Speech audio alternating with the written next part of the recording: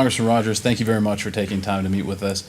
I enjoyed meeting with you last week at the event, and this is a great opportunity we have to sit down and talk about AAHOA, which is the Asian American Hotel Owners Association. And as I mentioned, our members own over 40% of all hotels in the United States. Wow, so your members own more than 4 out of every 10 hotels I see? That's correct. Interesting. And this is Pratik Patel. He's a local hotelier from San Antonio, from your district. Absolutely.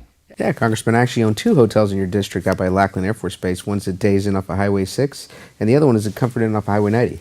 That Comfort Inn on Highway 90, we had a campaign event there. That was wonderful. Thank you for doing You that. sure did. You sure did. And we thank you, first of all, for coming to us. But, I appreciate you letting us come in today and talk to you a little bit about the issues that are concerning our industry.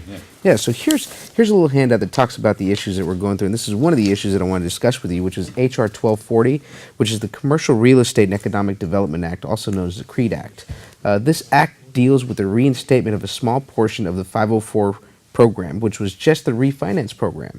The refinance program arbitrarily expired at the end of 2012, and what we're here for today is to ask for your support in supporting this act to get that refinance portion reinstated again.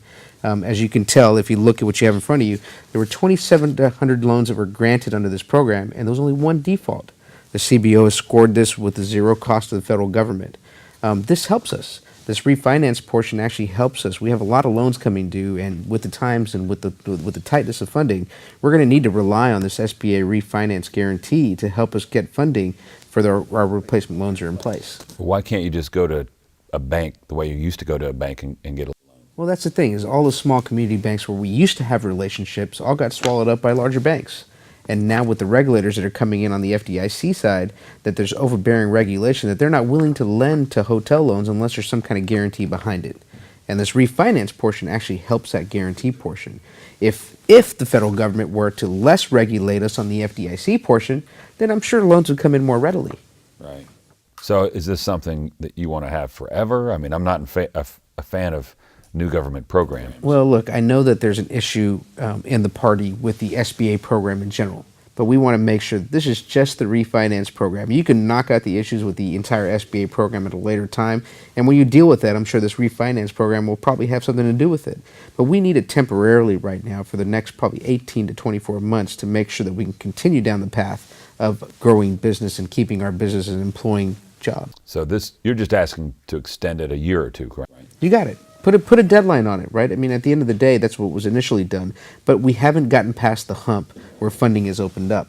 And all we're saying is reinstate the refinance package until the funding opens up for us. And there's no cost to taxpayers? No cost. Zero cost at all. The CBO scored it, in fact, at the request of Senator Isaacson, and he wouldn't sign on until the CBO scored it and came back with a zero score.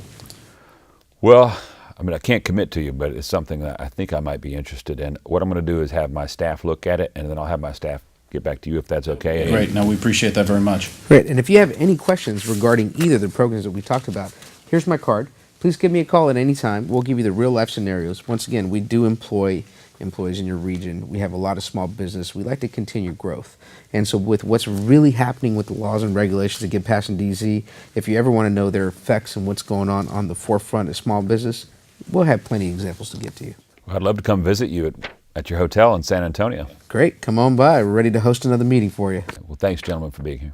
Appreciate Thank your you, time. Congressman, for your time.